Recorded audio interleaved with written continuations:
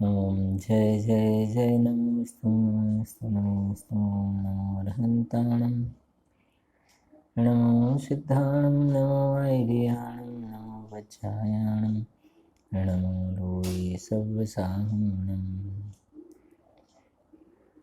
नमः समयसाराय स्वानुभूत्या चकासते चित्स्वभावाय भावाय सर्वभावान्तरच्छिदे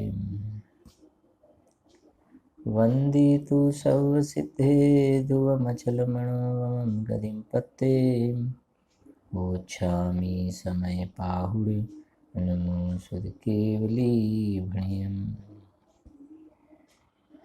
निज स्वरूप को परम रस जामे भरो अपार वंदो परमानंदमय समय सारे अविकार।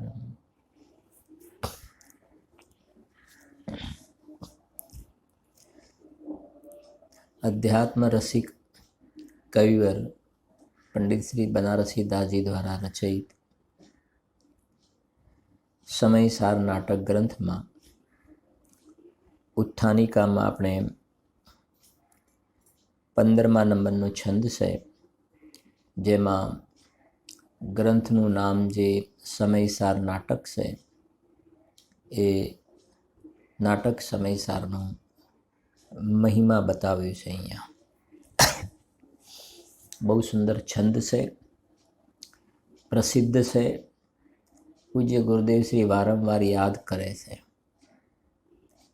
જે વિશેષ અભ્યાસીની વાત તો છોડો, થોડો સાધારણ પણ જેને આ ગુરુદેવ શ્રીનો અભ્યાસ હશે, થોડો સાધારણ પણ અભ્યાસ હશે, એને જે આમાં જે પંક્તિઓ આવેલી છે, એકાદ બે પંક્તિઓ તો એને ચોક્કસપણે ખ્યાલ આવશે કે આ તો આપણે સાંભળેલું છે. પાઠ કરીએ છીએ એનો આપણે. मुख चली वे को सोन कर्म को करे बोन जाके रस भोन बुध लोन जो दुलत है गुण को ग्रंथ निर्गुण को सुगम पंथ जाको जसु कहत सुरेश अकुलत है याही के जो पक्षी ते उड़त ज्ञान गगन में याही के विपक्षी जग जाल में रुलत हैं हाटक सो विमल विराटक सो विस्तार नाटक सुनत ही फाटक खुलत हैं. આ છેલ્લી લાઈન તો બધાએ લગભગ સાંભળેલી હશે. नाटक सुनत ही फाटक खुलत है. શું કહે છે જોઈએ એક એક વસ્તુ. પહેલી વાત લખી છે, મુખ ચલી વે કો સોન. નંબર એક વાત, આ સમયસાર એ શું ચીજ છે. બહારમાં લૌકિકમાં કાંઈક લાખ 2 લાખની કોઈ વસ્તુ લાવે, સોનાનો હાર વગેરે, તો આમથી આમ કેટલા પડખાથી જોવે છે ને. પરદેશમાંથી કંઈક શોપિંગ કરીને લાવ્યો હોય તો કેટલા આમ અલગ અલગ દ્રષ્ટિકોણથી જો કરે છે, એનો મહિમા ગાય છે ને જડ પૂદગલનો. અહીંયા આ સમયસાર નાટક જે છે એ કેવી ઊંચી વસ્તુ છે, એનો મહિમા બતાવ્યો છે. આમાં બંને સમયસાર સમજવાના છે આપણે. આ જે છે એ શબ્દ બ્રહ્મ છે. આ શબ્દ બ્રહ્મ રૂપ સમયસાર છે. આ નાટક સમયસાર શબ્દ બ્રહ્મ છે. અને આ સમયસાર અંદરનો જે સમયસાર, જે શુદ્ધ આત્મા, એને બતાવે છે ને. તો ખરી વસ્તુ તો એ છે કે આ જે સમયસાર છે ને, એના દર્શન કર્યા. કોને આના દર્શન કર્યા એમ કહેવાય? આખી વાત સમજીશું તો ખબર પડશે.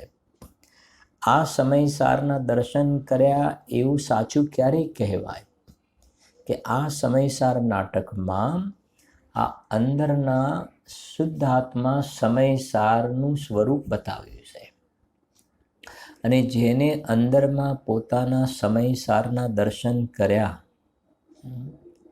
કારણ સમયસારના દર્શન કર્યા, તો એને આ સમયસારના દર્શન કર્યા છે, એને આ સમયસારના દર્શન કર્યા એવું વ્યવહાર કહેવાય છે. ગુરુદેવશ્રીના પ્રવચનો વાંચજો, બધા ખુલાસા કરેલા છે. તો એ કહેવું છે અહીંયા કે આ સમયસાર શું ચીજ છે? તો સૌથી પહેલી વાત મોક્ષ શબ્દ પડ્યો છે. પહેલો શબ્દ જ મોક્ષ પડ્યો છે. સંવર નિર્જરાય નથી પડ્યું. લો, મોક્ષ શબ્દ પહેલો મૂક્યો છે અને લખ્યું છે મોક ચલી વેકુ સોન. સોનનો અર્થ લખ્યો છે સીડી.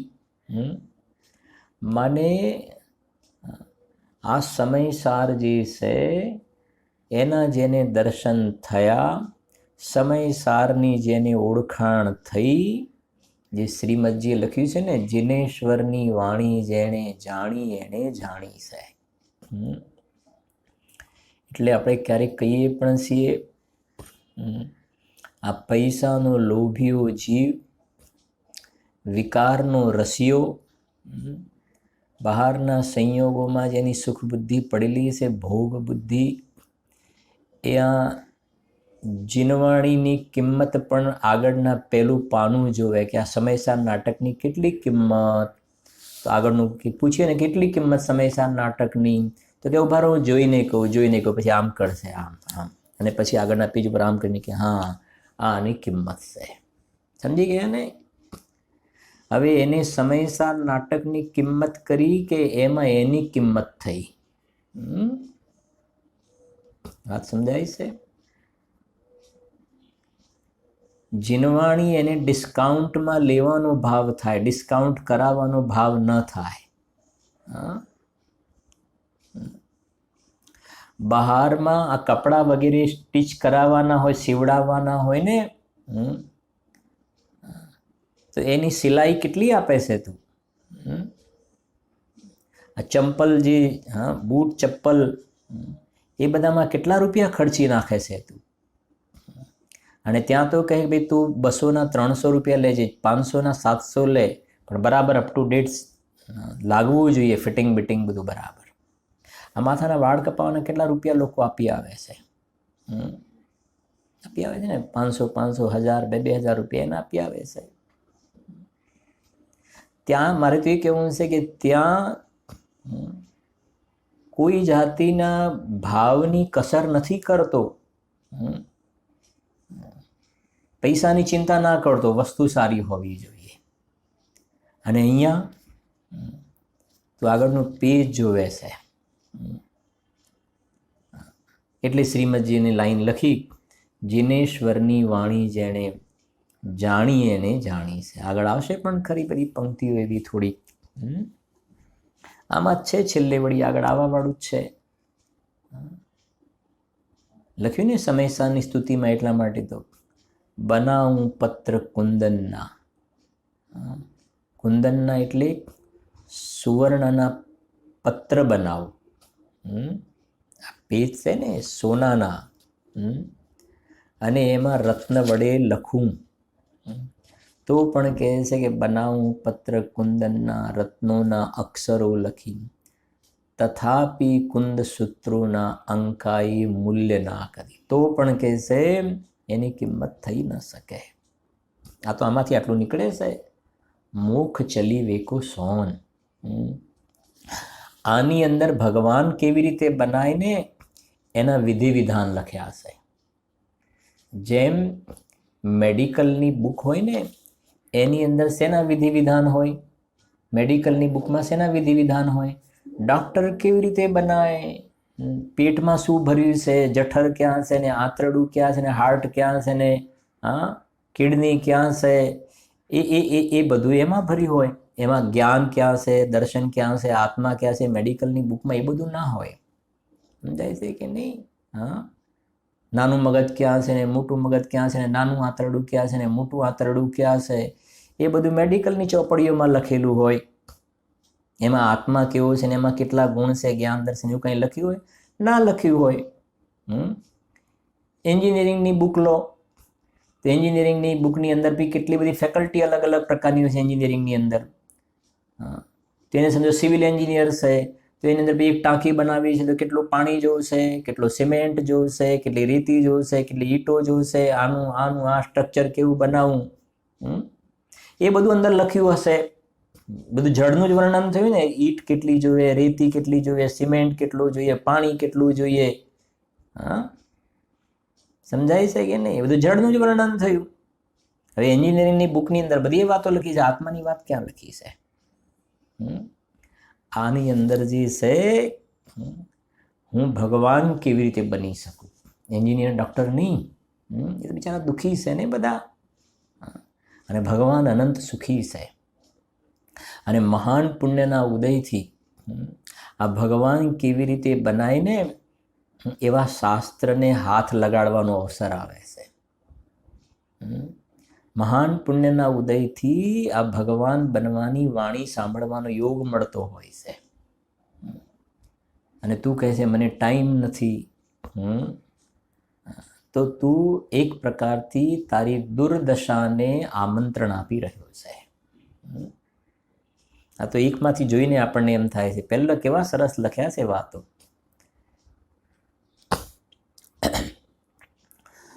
મોક્ષ ચલીવે કો સોન, મોક્ષમાં જવા માટેની સીડી છે. દોલતરામજીએ જેમ લખ્યું ને 6 ડાળામાં આવે છે ને 3જી ડાળમાં, મોક્ષ મહેલ કી પ્રથમ સીઢી યા બિન જ્ઞાન ચરિત્રામ.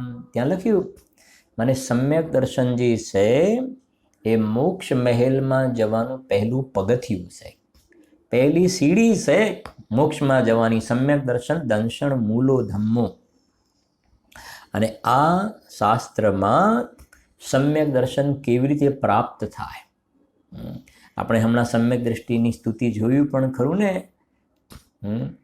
જાકે ઉર પ્રગટ વિવેક ઘણધર કોસો, જેના હૃદયમાં ઘણધર દેવ જેવો વિવેક પ્રગટ થયો છે.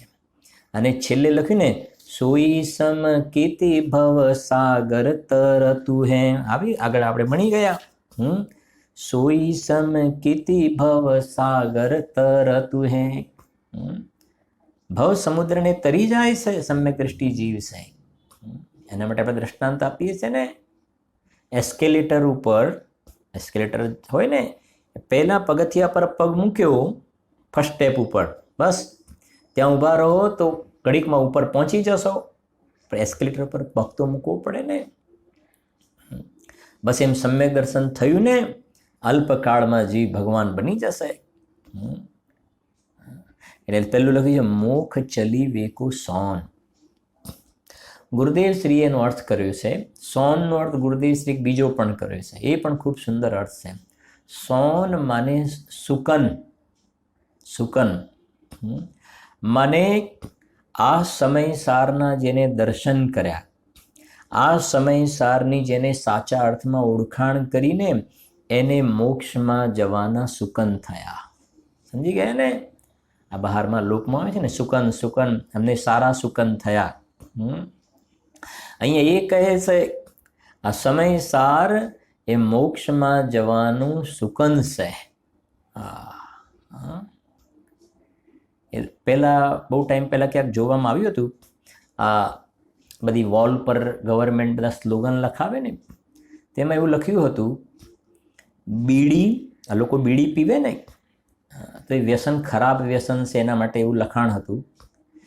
જે બીડી પીવે છે ને એને તો એમ જાણે લાગતું કે આ સ્વર્ગમાં જવાની સીડી છે, એવું લખ્યું હતું. એને એમ લાગે કે જાણે આ સ્વર્ગમાં જવાની સીડી છે. પણ પછી ત્યાં લખ્યું હતું બીડી લાગે સ્વર્ગની સીડી પણ સરવાળે છે નરકમાં જવાની સીડી. એવું કંઈક લખાણ હતું, પણ છે તો નરકમાં જવાનું એવું લોકમાં લખાણ હતું. બોલો. એમ કહે છે બહારમાં આ જે 5 ઇન્દ્રિયના વિષય ભોગના પાપના પરિણામમાં આ એમ સમજે કે અમને તો અહીંયા જ બધું સ્વર્ગ જેવું છે. ગુરુદેવના શબ્દોમાં કહીએ ને, ભોગશાળી છે, સાતાના ઘેનમાં ડૂબેલો છે. વ્યાખ્યાન કોને સાંભળવા પડે? જેને તકલીફ હોય પ્રવચન સાંભળે ને. અમારે તો બધું રંગે ચંગે છે બધું. સમજાય છે ને? હા, અમારે તો બધી કોઈ પ્રકારની અમારે કોઈ વાતની કશી વાતની કમી છે નહીં. અમારી લીલા લહેર છે.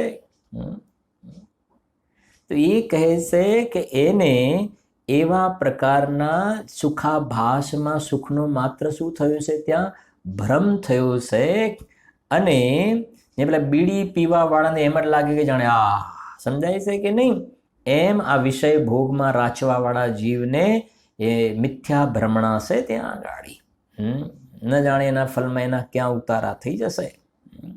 અને અહીંયા કહે છે સમ્યક દ્રષ્ટિ જ્ઞાની ધર્માત્મા જે છે ને, એ આત્માના આશ્રય જે સુખ પ્રગટ થયું એને યથાર્થ સુખ સમજે છે. એટલે કહે છે, પહેલી વાત ત્યાંથી ઉપાડી છે. શુકનની વાત આવી ને, મોક્ષમાં જવાના શુકન થઈ ગયા. ભગવાન બની જશે અલ્પકાળમાં. કેલી કરતા કરતા આવે છે, શાસ્ત્રમાં આગળ આવશે. રમત રમતમાં લીલા માત્રમાં કેવલ જ્ઞાન લઈ લેશે. જો મુખ ચલી વે કો સોનમ. પછી આગળ બીજું, કરમ કો કરે બોનમ. કર્મ કો કરે બોન. તો નીચે અર્થ લખ્યો, કર્મ રૂપી વિકારનું વમન કરે છે. ને કર્મ કો કરે બોન. બોન એટલે વમન, ઉલટી કરી નાખે. સમજી ગયા ને? ઉલટી કરી નાખે. તમને તો ખ્યાલ જ છે ને બધાને? ઉલટી થાય એટલે શું થાય? બોલો. ઉલટી થાય ને એટલે અંદરમાં કંઈક બધી અંદરમાં ગેસ કચરો બધું ગડબડ કરે, તકલીફ કરતું હોય જીવને. એટલે એ પોતે પણ એવી ઈચ્છા કરે, પાસે જે બીજા એના ફેમિલી હોય કે એક વાર ઉલટી થઈ જાય ને તો સારું, ઉલટી થઈ જાય તો સારું. આમ એમ કહે કે ભાઈ પેલું ખવાતું નથી, ખવાતું નથી, ખવાય તો સારું. બરાબર. હવે આમાં એમ ઊંધું કહે કે ઉલટી થાય તો સારું. ઉલટી તો ઉલટી કોના માટે કહે છે થઈ જાય તો સારું? કે અંદરમાં બધો કચરો એકદમ ઉત્પન્ન થયો છે, ગેસ ઉત્પન્ન થયો છે, વિકાર ઉત્પન્ન થયો છે શરીરનો. તો આમ કહેવાય ને અનકમ્ફર્ટેબલ લાગે છે. તો કે એક વખત માટે ઉલટી થઈ જાય તો સારું. હવે સમજો, એ ઉલટી થઈને વમન થઈ ગયું ને, વમન થઈ ગયા પછી હાસ હવે સારું લાગે છે. કેવું લાગે છે? બધા પૂછે ને કેવું લાગે છે? સારું લાગે, સારું લાગે છે. કેમ સારું લાગે છે? કે પેલો શરીરનો અંદર જે વિકાર હતો ને નીકળી ગયો ને, એટલે સારું લાગે છે. આ દ્રષ્ટાંત છે. એવી રીતે આત્મામાં પર્યાયમાં મિથ્યાત્વ રાગ દ્વેષનો જે વિકાર છે ને, મિથ્યાત્વ રાગ દ્વેષનો વિકાર છે પર્યાયની અંદર, એ પર્યાયમાં મિથ્યા દર્શન રાગ દ્વેષનો જે વિકાર છે એ કહે છે કે આ શુદ્ધાત્માના અનુભવ કરતા સ્વાનુભૂતિ થતા આ કહે છે કે મોહ રાગ દ્વેષનું વમન થઈ જાય છે. તો જેમ પેલા શરીરમાં વિકારનું વમન થઈ ગયું તો જરાક આપણને ઠીક લાગે છે ને. તો આ પર્યાય વાસ્તવમાં દુઃખી તો પર્યાયમાં મિથ્યાત્વ રાગ દ્વેષના કારણે છે. અને જ્યાં કલશ પણ છે, આગળ આવશે 4 નંબરનો કલશ છે, ઉભય નય વિરોધ ધ્વંસીની સાત પદાંકે જીન વચસી રમંતે સ્વયં વાંત મોહા. સ્વયં વાંત મોહા, એના મોહનું વમન થઈ જાય છે. અને જ્યાં એ કહે છે કે મિથ્યાત્વ રાગ દ્વેષનું વમન થઈને જીવને રત્નત્રયની પ્રાપ્તિ થાય છે ને, કેવું લાગે છે? સમજે? જેમ પેલા પૂછે ને કેવું, એમ જ્ઞાનીઓ પૂછે છે કેવું લાગે છે? કે અરે અનંતકાળ કેમ મારો ખોટે રસ્તે નીકળી ગયો? અનંતકાળ આ શ્રીમદજી લખ્યું, સમર સમર અબ હસત હૈ નહીં ભૂલેંગે ફિર. એ પોતાની નિંદા કરે છે સમ્યક દ્રષ્ટિ કે અનંતકાળ હું આવો આનંદનો નિધાન અને એના અનુભવ વગર મેં જાણે નરક નિગોદમાં કેવા દુઃખ સહન કર્યા. એક કહેવાય ને અદ્ભુત રિલીફ મહેસૂસ થાય છે, અદ્ભુત રિલીફ મહેસૂસ થાય છે, એ કહે છે અહીંયા ગાડી. ઘણી વાતો છે, જેમ એક કાંટો ઘૂસી ગયો ને, અહીંયા કાંટો ઘૂસી ગયો હોય તો જ્યાં સુધી નીકળે નહીં ને, નીકળે એટલે હાસ. બસ એવી રીતે આ મિથ્યાત્વ જે છે, માયા, મિથ્યાત્વ નિદાન, આ બધી શૂળો જે છે ને, એ સ્વાનુભૂતિ થતાં એ બધું નીકળી જાય છે ને જીવ રિલીફને અનુભવે છે. અને સાચા રિલીફને એ કહે છે, જો મુખ ચલી વે કો સોન, કર્મ કો કરે બોન. મને કેવી વાતો છે. કર્મને ઓગાળવા માટે, ઓગાળવું એટલે સમજીએ ને, કર્મને ઓગાળવા માટે કર્મમાં કશું નથી કરવાનું. કર્મનો અભાવ કરવા માટે કર્મમાં કશું કરવાનું નથી. અંદર પોતાના સ્વરૂપને જોતા, અંતર્મુખ અવલોકતા વિલય થતા નહીં વાર. આગળ કહે છે, જો મુખ ચલી વે કો સોન, કર્મ કો કરે બોન. પછી જો જાકે રસ ભોન, બુધ લોન જ્યો ધુલત હે. શું કહે છે? જાકે રસ ભોન. ભોનનો અર્થ નીચે કર્યો છે ભોન, ભવન. પછી બીજો અર્થ છે જળ. ભોન એટલે શું? જળ. અને દ્રષ્ટાંત આપ્યું છે લોન. લોન છે ને, જાકે રસ ભોન બુધ લોન જ્યો ધુલત હે. લોન એટલે મીઠું. લોન એટલે શું? મીઠું. અને ભોન એટલે પાણી. લોન એટલે મીઠું, ભોન એટલે જળ, પાણી. અને ધુલત હે, ધુલત હે એટલે પાણીમાં જે મીઠું નાખવામાં આવે, તો પાણીમાં જે મીઠું નાખવામાં આવે તો મીઠું શું થાય છે? એની અંદર ઓગળી જાય છે, અંદર ઓગળી જાય છે, મર્જ થઈ જાય છે, અંદર દ્રવી જાય છે, અંદર એકાકાર થઈ જાય છે. એવી રીતે અહીંયા બુદ્ધ એટલે સમ્યક દ્રષ્ટિ જ્ઞાની જીવો. બુદ્ધ એટલે જ્ઞાની જીવો, આત્માનુભવી જીવો. એ કહે છે જેવી રીતે મીઠું પાણીમાં ઓગળી જાય છે ને, એવી રીતે જ્ઞાનીઓ અંદરમાં આ આત્માના આશ્રય જે ચૈતન્યનો રસાસ્વાદ આવે છે, ચૈતન્યનો રસાસ્વાદ આવે છે, એની અંદર એકાકાર થઈ જાય છે. જે મીઠું પાણીમાં એકાકાર થાય છે, એમ જ્ઞાનીઓ જે છે અંદર ચૈતન્ય રસની અંદર એકાકાર થઈ જાય છે. એ ભાવ પડ્યો સાહેબ. જો જાકે રસ ભોન બુધ લોન જ્યો ધુલત હે. આગળ કહે છે ગુણ કો ગ્રંથ. વાહ, શું કહે છે? ગુણ કો ગ્રંથ, નિર્ગુણ કો સુગમ પંથ. શું કહ્યું અહીંયા જુઓ હવે? ગુણ કો ગ્રંથ. ગુણ કો ગ્રંથ એટલે આ સમયસાર શુદ્ધાત્મા જે છે ને, એ ગુણ કો ગ્રંથ એટલે ગુણોનો ગાંઠડો છે. ગાંઠડો સમજો છો ને? આ તો જૂના શબ્દો છે બધા. ગાંઠડો, અંદર કેટલી બધી વસ્તુ બાંધી હોય, અને આમ મોટો ગાંઠડો હોય, અંદર કેટલી વસ્તુ મૂકેલી હોય. એમાં ભગવાન આત્મા, શુદ્ધાત્મા, જીવત્વ, ચિતિ, દસી, જ્ઞાન, સુખ, વીર્ય, પ્રભુત્વ, વિભુત્વ, સ્વચ્છત્વ, પ્રકાશ, સર્વદર્શિત્વ, સર્વજ્ઞત્વ, અકાર્ય કારણત્વ, અસંકુચિત વિકાસત્વ, પરિણમ્ય પરિણામકાત્વ છે કે નહીં? અગુરુ લઘુત્વ, ત્યાગ, ઉપાદાન, શૂન્યત્વ, ઉત્પાદવે, ધ્રુવત્વ, પરિણામ શક્તિ, અકર્તૃત્વ, અભોક્તૃત્વ, અમૂર્તત્વ શક્તિ, નિષ્ક્રિયત્વ, નિયત પ્રદેશત્વ, સ્વધર્મ વ્યાપકત્વ, સાધારણ અસાધારણ, સાધારણ અસાધારણ ધર્મત્વ શક્તિ, વિરુદ્ધ ધર્મત્વ શક્તિ, અનંત ધર્મત્વ શક્તિ, તત્વ અતત્વ, એક અનેક, ભાવ અભાવ, ભાવ અભાવ, અભાવ ભાવ, ભાવ ભાવ, અભાવ ભાવ, ભાવ ક્રિયા, કર્તા, કર્મ, કરણ, સંપ્રદાન, અપાદાન, અધિકરણ, સંબંધ, આ બધી છે કે નહીં શક્તિઓ આત્મામાં? આ તો 47 તો સમજાવી છે. આવી કહે છે અનંત શક્તિઓનો આ ગાંઠડો છે ભગવાન આત્મા. ભરીતાવસ્થ છે, ભરપૂર ભરેલો છે. આગળ ચાલી ગયું ને? સાચો સુખ માને નિજ મહિમા અડોલ જાને. આગળ આવી ગયું સમ્યક દ્રષ્ટિની સ્તુતિમાં. રોજ બોલવા જેવા છંદ છે, મમરાવા જેવા છે. સાચો સુખ, મને તો પોતાને ઘણો લાભ થયો છે આનાથી. હા, વારંવાર વાંચવાનું થાય છે ને, તો અંદરમાં રસ પણ બનતો જાય છે. આ તો વાત આવી એટલે થોડી ભેગી બીજી પણ વાત કરી દઉં. આજકાલના જે છોકરાઓ છે ને, યંગસ્ટર, 15 વર્ષ, 20 વર્ષ, 25 વર્ષ, 30 વર્ષના પણ આ બધી વસ્તુને અંદરમાં પ્રમોદ ભાવથી એવી રીતે એક્સેપ્ટ કરે છે. ગઈકાલની જ વાત છે, હમણાં 2 દિવસ પહેલાની જ. હમણાં 14મી ગાથા ચાલી ને, ગ્રંથાદિરાજ સમયસાની 14મી ગાથા, 5 બોલ આવ્યા ને, કમલિની પત્ર વગેરેના દ્રષ્ટાંતથી સમજ્યા ને આપણે.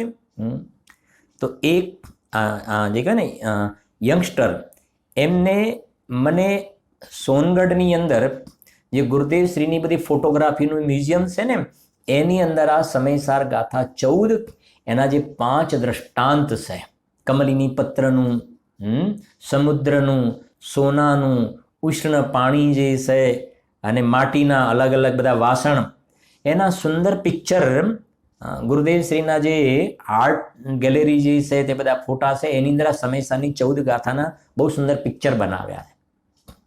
અને એમને મને 5 પિક્ચર મેસેજ કર્યા અને કહ્યું કે આપે 10 લક્ષણમાં સમયસાર 14 ગાથા ચલાવી, એની વાતો આ ત્યાં લખેલી છે. આ યંગસ્ટરની વાત કરું છું. એટલા માટે આપણને એક આનંદ પણ થાય છે. આ ઊંચી સમયસારની ઊંચી અધ્યાત્મની વાતો આપણે હું સમજવાની જરૂર નથી કે નહીં, છોકરાઓને ખબર નહીં પડે. અંદર આ વાતને પકડે છે, સમજે છે. એટલે સમયસાર જે છે ને, અધ્યાત્મનો સર્વોત્કૃષ્ટ જે આ ગ્રંથ છે, આની અંદર જે છાયા છે, જે સીધી ભગવાન આત્માને સ્પર્શ કરાવવા વાળી વાતો છે, એને ગૌણ નહીં કરવું ક્યારેય પણ. જો એટલે ને ગુણ કો ગ્રંથ, અરે નાના બાળકો 47 શક્તિઓ બોલે છે ને, આપણે જોયું ને. 47 શક્તિઓ ફટાફટ બોલી કાઢે છે. હવે બોલી નાખે છે ને, તો 8 વર્ષનો બાળક છે તો એને અંદરમાં સ્વસંવેદનમાં અનુભવી પણ શકે છે. 3 વર્ષનું, 4 વર્ષનું બાળક બોલી જાણે ને, તો 8 વર્ષનું થાય તો એ આત્માની શક્તિઓને અનુભવી પણ શકે છે. અને 47 નહીં, અનંત નહીં. વચનામૃતમાં બોલશે આ. કેટલીય શક્તિઓ વિશે નામ જ નથી એના. ભાવ ભાષણમાં ખ્યાલ આવે છે. અને 47માં જ ભાવ શક્તિ 2 વાર શબ્દ આવ્યો. 47 શક્તિમાં ભાવ શક્તિ 2 વખત આવ્યું. એમાં એક પેલું 6નું સેટિંગ છે, એમાં ભાવ શક્તિનો અર્થ અલગ છે. અને ભાવ શક્તિની ક્રિયાશક્તિનું કપલ છે, ત્યાં ભાવ શક્તિનો અર્થ અલગ છે. પણ વેદનમાં બધાનો જુદો જુદો સ્વાદ આવે છે ને. આપણે આગળ અનુભવ વાળી ગાથા આવે છે, હમણાં આવશે, એ વખતે કરીશું એની ચર્ચા. જ્ઞાનીઓને બધાનો મળેલો ભેગો સ્વાદ આવે છે. આજે કહ્યું ને, ગુણ કો ગ્રંથ, ગાંઠડો છે. આવે છે ને એક પંક્તિ, ભગવાને આત્મા આનંદ ભંડાર. હવે આનંદ ભંડારમાં બધું લગાવી દો. આ 47 અનંત લગાવી દો. જીવત્વ ભંડાર, ચીતિ ભંડાર, દશી ભંડાર, જ્ઞાન ભંડાર, સુખ ભંડાર, વીર્ય ભંડાર. એનું નામ છે ગુણોનો ગાંઠડો છે. એ કહેજો, ગુણ કો ગ્રંથ. અને પછી આગળ નિર્ગુણ કો સુગમ પંથ. આ નિર્ગુણ શબ્દ આવે ને, નિર્ગુણ એટલે સાંભળજો જરાક. નિર્ગુણનો અર્થ શું છે કે નથી કહેતા પેલા તમો ગુણ, રજો ગુણ એવું આવે છે ને, તામસી પ્રકૃતિ, તમો ગુણ, રજો ગુણ. તો એને પણ જે ગુણ કહેવાય છે તો વિકાર, પણ એને પણ શું કહેવાય છે? ગુણ. હજુ એક સ્ટેપ તમને આગળ કહું એટલે વધારે ખ્યાલ આવશે. મુનિરાજ 28 મૂળ ગુણને પાડે છે. શું કહ્યું? શ્રાવકના 8 મૂળ ગુણ, મુનિરાજના 28 મૂળ ગુણ. હવે મૂળ ગુણ શબ્દ વાપર્યો ને, ગુણ શબ્દ વાપર્યો, પણ છે તો રાગ. 28 મૂળ ગુણ પાડવાના પરિણામે તો રાગ છે. અને એ રાગ છે ખરેખર તો દોષ છે. એટલે અહીંયા જે નિર્ગુણ શબ્દ આવ્યો ને, નિર્ગુણ એટલે આ જે બહારના શ્રાવકના 8 મૂળ ગુણ વગેરે, એ કહે છે કે એ એ એનાથી રહિત એમ એનું નામ નિર્ગુણ. જે જ્ઞાન દર્શન વગેરે ગુણ છે એનો તો ગાંઠડો, જ્ઞાન દર્શન સુખ વગેરેનો તો ગાંઠડો, અને આ જે શુભ ભાવને પણ જે ગુણ કહ્યું છે ને એનાથી રહિત એવું આ મોક્ષમાં માર્ગ છે. એટલે નિર્ગુણ કો સુગમ પંથ. એટલે કે આ ભગવાન જે હોય છે ને, સાંભળો, ભગવાન છે જિનેન્દ્ર ભગવાન, એમને આ 8 મૂળગુણ કે 28 મૂળગુણ ભગવાનને હોય ના હોય ને? ના હોય. એટલે જે જિનેન્દ્ર ભગવાન નિર્દોષ છે, નિર્દોષ છે, તો એવી નિર્દોષ દશાને પ્રાપ્ત કરવા માટેનો આ સમયસાર સુગમ પંથ છે, સુગમ પંથ છે. તમારે એવી નિર્દોષ પરમાત્મા દશા પ્રાપ્ત કરવી છે ને, નિર્ગુણ, નિર્ગુણ એટલે તમારે ભાવ સમજવો હવે નિર્ગુણનો અર્થ. મોહ રાગ દ્વેષ રહિત એવી તમારે નિર્દોષ અવસ્થા તમારે પ્રાપ્ત કરવી છે ને, એવી અવસ્થા તમારે પ્રાપ્ત કરવી છે તો આ સમયસારમાં ડૂબકી લગાવો. આ સુગમ પંથ છે. કેવો શબ્દ લખે છે? સુગમ પંથ છે. વાહ! હા, સુગમ પંથ છે. રોટલીના 2 ટુકડા કરવા, પાપડના 2 ટુકડા કરવા અશક્ય છે, અને ભગવાન બનવું સમયસારની અંદર, અંદર જેમ જોયું ને પાણીમાં મીઠું ઓગળી જાય એમ પોતાના શુદ્ધાત્મામાં ઓગળી જવું ને, અને ભગવાન બનવું એ સુગમ પંથ છે. આ સુગમ પંથ છે. શ્રીમદજી લખ્યું પણ છે, સત સર્વત્ર છે, સરળ છે, સહેજ છે. જો गुण को ग्रंथ निर्गुण को सुगम पंथ जाको जसु कहत सुरेश अकुलत है. जाको जसु कहत, जसु माने यश. आ समयसाરની યશોગાથા, સમયસારનો મહિમા, એનું વર્ણન તો કરો ને. સમયસારનો મહિમા એનું વર્ણન કરો તમે. બહારમાં તો કોઈ મોબાઈલનું વર્ણન કરો, 10 લીટી 20 લીટી 25 લીટી, વાત પૂરી થઈ ગઈ ને.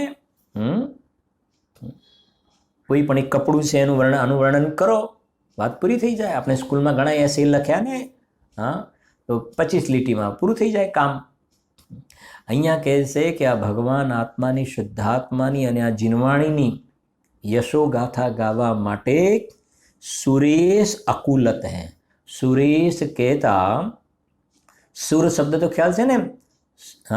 સ્વર્ગપુરી સે સુરપતિ આય. સુર શબ્દ છે ને દેવ, અને સુર ઈશ દેવોના પણ રાજા, દેવોના પણ રાજા એટલે ઇન્દ્ર. સુરેશનો અર્થ છે ઇન્દ્ર. સુરેશનો અર્થ ઇન્દ્ર છે. હવે એ કહે છે કે અકુલત, અકુલત માને આકુળ વ્યાકુળ. આકુળ વ્યાકુળ એટલે પેલું બહારમાં પાપ ના ઉદયવાળું આકુળ વ્યાકુળ નહીં. માને સૌધર્મ ઇન્દ્ર જે છે ને, એ સૌધર્મ ઇન્દ્ર પણ આ શુદ્ધાત્મા અને શુદ્ધાત્માને બતાવવા વાળી, સમયસાર અને સમયસારને બતાવવા વાળો આ ગ્રંથ, એની મહિમા, એની યશોગાથા કરવા માટે, ગુણાનુવાદ કરવા માટે ઇન્દ્ર પણ સમર્થ નથી. સૌધર્મ ઇન્દ્ર પણ થાકી જાય છે. એવું આ મહિમાવંત તત્વ છે, મહિમાવંત પદાર્થ છે. એ કેવું છે? છરડાડામાં પણ લખ્યું ને, યો ચિંત્ય નિજ મેં થિર ભય તિન અકથ જો આનંદ લહ્યો સો ઇન્દ્ર નાગ નરેન્દ્ર વા અહેમ ઇન્દ્ર કો નાહી કહ્યો. જો જાકો જસુ કહેત સુરેશ અકુલત હૈ. ઇન્દ્ર પણ લજ્જાને પ્રાપ્ત થાય છે કે ભાઈ અમે શું વર્ણન કરીએ, કેવી રીતે વર્ણન કરીએ.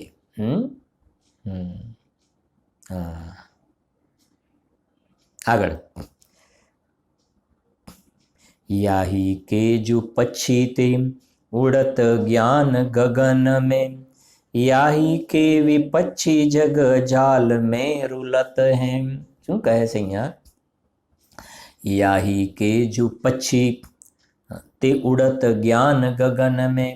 याही के जो पक्षी એટલે જેને આ સમયસારનો પક્ષ આવ્યો એટલે શું? 11 ગાથાનો ભાવાર્થ યાદ કરો. શુદ્ધ નયનો જેને પક્ષ આવ્યો, અનાદિકાળથી આ જીવને શુદ્ધ નયનો પક્ષ નથી આવ્યો. શુદ્ધ નયનો પક્ષ એટલે પક્ષનો અર્થ વિકલ્પ નહીં. શુદ્ધ નયનો પક્ષ આવવું એટલે શુદ્ધ નયના વિષયભૂત શુદ્ધાત્માની અનુભૂતિ થવી. અને આવા સમયસારનો જેને શુદ્ધાત્માનો પક્ષ આવ્યો એ અનુભૂતિ થઈ ઉડત જ્ઞાન ગગન મેં. ઉડત જ્ઞાન ગગન મેં એટલે એની પર્યાયમાં જે આ જ્ઞાન ધારા, વીતરાગ ધારા, આનંદની ધારા પ્રગટ થઈ છે ને, બસ જ્ઞાનીઓ તો એમાં વિહાર કરે છે. એમાં વિહાર કરે છે. કઈ ગાથા સમયસારની? 412. એમાં જ નિત્ય વિહાર કર. જેમ પક્ષીઓ આકાશમાં વિહાર કરે છે ને, લખ્યું છે ને, પક્ષી ઉડત જ્ઞાન ગગન. જેમ પક્ષીઓ આકાશમાં વિહાર કરે છે એમ જ્ઞાનીઓ આત્માના આશ્રય ઉત્પન્ન થયેલા જ્ઞાન અને આનંદમાં વિહાર કરે છે.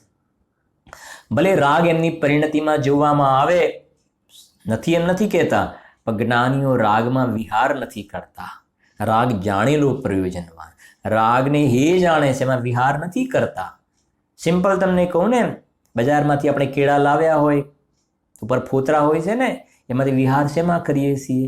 અંદરનો જે ઝરખ છે એમાં, ફોતરામાં નથી કરતા. બે સાથે છે ને. એમ જ્ઞાનીઓ આત્માના આશ્રય સમ્યક જ્ઞાન પ્રગટ થયું છે ને, રત્નત્રય પ્રગટ થયા છે. જ્ઞાનીઓ રત્નત્રયમાં વિહાર કરે છે, એમાં ઉડે છે. એમાં વિહાર કરે છે. અને સાથે રાગ છે ને, ફોતરા દુઃખદાયક, એમાં વિહાર નથી કરતા. એ કહે છે યાહી કે જો પક્ષી તે ઉડત જ્ઞાન ગગન મેં. પછી યાહી કે વિપક્ષી જગ જાલ મેં રૂલત હૈ. જેને અંદરમાં આ શુદ્ધાત્મા ગમતો નથી, સ્વાનુભૂતિ જેને નથી, અંદરમાં ચૈતન્ય દેવના જેને દર્શન નથી કર્યા ને, ફરીથી યાદ કરાવું છું, આ સમયસારને જોવા માટે છે. અને આ સમયસારને જે જોતો નથી ને, એ તો મિથ્યા દ્રષ્ટિ અજ્ઞાની છે. અજ્ઞાની છે. અહીંયા શાસ્ત્ર જ્ઞાનથી નહીં ચાલે. શાસ્ત્ર જ્ઞાનની વાત નથી, કોરા શાસ્ત્ર જ્ઞાનની. અહીંયા સ્વસંવેદન સ્વાનુભવ પ્રત્યક્ષની વાત છે. અહીંયા તો એને જ ખબર છે કે આ જિનેશ્વરની વાણી જેણે જાણી એને ખબર છે કે આ શું ચીજ છે. મિથ્યા દ્રષ્ટિ પાસે ક્યાં માપવાના માપ છે? એટલે કહે છે કે યાહી કે જો વિપક્ષી, એટલે હજુ જેને શુદ્ધ નયનો પક્ષ નથી આવ્યો, સ્વાનુભૂતિ જેને નથી, અને વ્યવહારમાં જ લીન છે. સમજાય છે કે નહીં? વ્યવહારમાં જ જે એકાકાર છે, વ્યવહારનો જેને રસ ચડ્યો છે, નિમિત્તાધીન જેની દ્રષ્ટિ છે, એ તો કહે છે અનંતવાર દ્રવ્યલિંગ ધારણ કરીને પરિભ્રમણ તારા ચાલુ રહ્યા ને, એ સ્થિતિ થવા વાળી છે. એટલે કહે છે યાહી કે વિપક્ષી. કેટલી સરસ વાત લખી છે. એનો મતલબ શુદ્ધાત્માની જેને વિરાધના છે, એનો સ્વીકાર નથી કરતો, એ અનંતાનુબંધી ક્રોધ માન માયા લોભ છે. સાચા અર્થમાં કહીએ તો સ્વરૂપની અરુચિ, એનું નામ અનંતાનુબંધી ક્રોધ છે. ગુરુદેવ વ્યાખ્યાઓ કરી છે આ બધી. એટલે કે યાહી કે વિપક્ષી જગ જાલ મેં રૂલત હૈ. જગ જાલ મેં રૂલત હૈ. બસ રૂલત શબ્દ મૂકી દીધો ને. આપણે ક્યારેક કહ્યું પણ છે હમણાં તો, મિથ્યા દ્રષ્ટિ એટલે શું? મિથ્યા દ્રષ્ટિ એટલે રોતો જ હોય. રોતો જ હોય. એ બહારમાં હસતો દેખાતો હોય ને તોય રોતો હોય, હસતો દેખાતો હોય તોય રોતો હોય. અને સમ્યક દ્રષ્ટિ રડતા દેખાય હોય ને તો એ આનંદમાં કેલી કરતા હોય છે. બહારમાં રડતા દેખાય છતાં આનંદમાં કેલી કરે છે. જ્ઞાન ગગનમાં વિહાર કરે છે જ્ઞાનીઓ. એટલે કહે છે. હવે આગળ સાંભળો. હાટક સો વિમલ વાહ. શું કહે છે? હાટક સો વિમલ. હાટક એટલે સુવર્ણ. જેમ સોનું જે છે પવિત્ર છે ને, નીચે અર્થ લખ્યો છે હાટક એટલે સુવર્ણ. જેમ જગતમાં સોનું ઊંચી ધાતુ કહેવાય ને, હાટક સો વિમલ. આ બાજુ અર્થ પણ લખ્યો, આ ગ્રંથ શુદ્ધ સુવર્ણ જેવો નિર્મળ છે. સમજી ગયા ને? આ ગ્રંથ શુદ્ધ, શું લખ્યું છે? શુદ્ધ સુવર્ણ જેવો, હાટક સો વિમલ, એવા નિર્મળ ગ્રંથ છે. આની અંદર કોઈ કાલ્પનિક વાતો નથી, રિયલ ભગવાનની દિવ્ય ધ્વનિમાં આવેલી વાતો છે આની અંદર. કોઈ કાલ્પનિક કથાઓ નથી લખેલી એની અંદર, વાસ્તવિકતા છે. એટલે કહે છે હાટક સો વિમલ, પવિત્ર ગ્રંથ છે આ. એ નિયમ સારમાં ગાથા પણ છે, આવે છે આ. એવી પ્રકારની જીનવાણી માટે છે. હા, કે પાપ ક્રિયા સે શૂન્ય શુદ્ધ હૈ. જીનવાણીને શુદ્ધ કહી છે. આત્મા તો શુદ્ધ છે, પણ જીનવાણીને પણ શુદ્ધ કહી છે. જીનવાણીને શુદ્ધ એટલા માટે કહી છે કે એની અંદર કોઈ સંસારને વધારવા વાળી વાતો નથી લખી, સંસારને મટાડવા વાળી, કશાયને મટાડવા વાળી વાત છે. એટલે કહે છે હાટક સો વિમલ. અને સામે આ શુદ્ધાત્મા જે છે એ પણ પરમ પવિત્ર તત્વ છે. હાટક સો વિમલ. પછી શું કહે છે? વિરાટક સો વિસ્તાર. વિરાટક સો વિસ્તાર. વિરાટ શબ્દ છે ને, એટલે વિષ્ણુના વિરાટ રૂપ જેવો વિસ્તૃત છે, તો લોકમાં જે નામ છે ને એ તરફથી પરિચય કરાવે છે. વિરાટક સો વિસ્તાર. સમયસાર ગ્રંથરાજમાં 415 ગાથા છે, 415 ગાથા.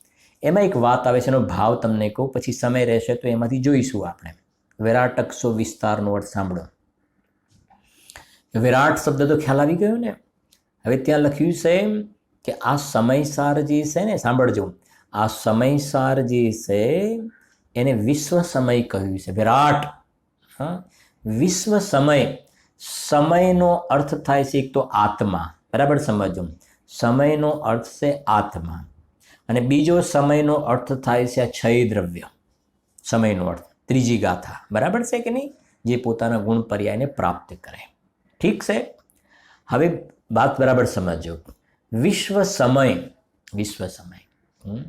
તો આ આત્મા જે છે ને, સમ્યક દર્શન થતાં આ આત્માનો અનુભવ થયો ને, આત્માનો અનુભવ થયો. તો આ આત્મા જે છે ને વિશ્વનો પ્રકાશક છે. વિશ્વનો પ્રકાશક છે ને ભગવાન આત્મા. હવે સમજ, વિશ્વનો પ્રકાશક. હવે આ આત્માને, આત્મા તો વિશ્વ પ્રકાશક છે, પરમ બ્રહ્મ છે. હવે આ પરમ બ્રહ્મ વિશ્વ પ્રકાશકને બતાવ્યું કોને? શાસ્ત્રે. શાસ્ત્રે. માટે સમજો, આ શાસ્ત્રને પણ વિશ્વ પ્રકાશક શબ્દ બ્રહ્મ કહેવાય છે. એક બાજુ તો દ્વાદશાંગ, એને શબ્દ બ્રહ્મ કહેવાય, બરાબર સમજો. દ્વાદશાંગને પૂરું આવી ગયું. પણ આ એક જીનવાણી છે ને, આ શાસ્ત્ર છે, એને પણ શબ્દ બ્રહ્મ કહેવાય. આને શા માટે શબ્દ બ્રહ્મ કહેવાય? આને વિશ્વ પ્રકાશક કહેવાય. વિરાટક સો વિસ્તાર. કેમ? કેમ કે આ શુદ્ધાત્માને બતાવે છે, અને શુદ્ધાત્મા વિશ્વ પ્રકાશક છે. આ પરમ બ્રહ્મને બતાવે છે. સાંભળજો, બે શબ્દ બોલું છું, પરમ બ્રહ્મ અને શબ્દ બ્રહ્મ. પરમ બ્રહ્મ અને શબ્દ બ્રહ્મ. તો આ પરમ બ્રહ્મને બતાવે છે ને, માટે આને શબ્દ બ્રહ્મ કહેવાય છે. ભાવ બ્રહ્માંડના તારામાં ભર્યા. સમયસારમાં છે. જોવું તો પછી નેક્સ્ટ સ્વાધ્યાયમાં જોઈશું. આપણે સમય થવા આવ્યો છે ને. જો સમયસાર સાથે રાખજો, તમે થોડું બતાવીશું એમાંથી. હાટક સો વિમલમ, વિરાટક સો વિસ્તાર. વિરાટક સો વિસ્તાર આવી ગયું ને? ભાવ બ્રહ્માંડના તારામાં ભર્યા. હવે છેલ્લી લાઈન છે, નાટક સુનત હિય ફાટક ખુલત હે. સમજી ગયા ને? નાટક સુનત હિય ફાટક ખુલત હે. હિય ફાટક ખુલત હે એટલે જે તાળા મારેલા હતા ને, તાળા મારેલા હતા. જેમ સમજો, ઘરની અંદર રાજાનો મહેલ છે, એ મહેલની અંદર ધન ધાન્ય ખૂબ, હીરા પન્ના માણેક મોતી બધું ખૂબ ભરપૂર ભરેલું છે મહેલની અંદર. પણ શું છે? બહારથી શું મારેલા છે? તાળા મારેલા. અંદર તો ભરપૂર ભરેલું છે, ખાલી નથી, ભરપૂર ભરેલું છે, પણ તાળા મારેલા છે. અને જે આ તાળા ખુલી ગયા ને, ઓહો, જગતમાં ખુલ જા સિમ એમ કહે છે કે અંદરમાં આ તો ચૈતન્ય રત્નાકર છે. ગુણ કો ગ્રંથ निर्गुण को सुगम पंथ। નિજ મહિમા અડોલ જાણે। આ અંદરમાં કહે છે કે ગુણોનો તો ગાંઠડો છે જ એવો, પણ એ કહે છે કે નાટક સુનત હી એ ફાટક ખુલત હે। બસ એ મિથ્યાત્વના તાળા ખુલ્યા ને અને અંદરમાં જે ખુલજા સિમ સિમ પોતાના ચૈતન્યના વૈભવને અનુભવે છે। અમારા સાઈડની જાંબુડીની ઘટના છે। મને આપણા એક મુમુક્ષુ ભાઈએ વાત કરી હતી। ગુરુદેવશ્રી જ્યારે જાંબુડી આવ્યા, 1 મિનિટમાં પૂરું પણ કરીએ છીએ આપણે। ગુરુદેવશ્રી જ્યારે જાંબુડી આવ્યા ને એ વખતે આવી થોડી વાત થઈ ને, તો કોઈકે એમ કહ્યું ગુરુદેવશ્રીને કે આવી બધી વાત સાંભળીએ છીએ ને તો અમારી છાતીના પાટિયા બેસી જાય છે। હા, કે અત્યારે હું ભગવાન, અત્યારે હું પરમાત્મા, પુણ્યથી ધર્મ ન થાય, હા, અગ્નિથી પાણી ગરમ ન થાય, બાઈ રોટલીના, અમે તો આ બધું સાંભળીએ છીએ અને અમારી છાતીના પાટિયા બેસી જાય છે। ત્યારે ગુરુદેવે કહ્યું, અરે ભાઈ, આ છાતીના પાટિયા બેસી જાય એવી નહીં, છાતીના પાટિયા બેસી જાય એવી વાત નથી, પણ આ બંધ થયેલા ફાટક છે શું થઈ જાય, ખુલી જાય ને, એવી આ અદ્ભુત વાતો છે। જીનવાણી સ્તુતિ। निज निधि निज में बताई, यह अनंत उपकार है। उसके लिए जिनवाणी माँ को वंदना शत बार है, वंदना शत बार।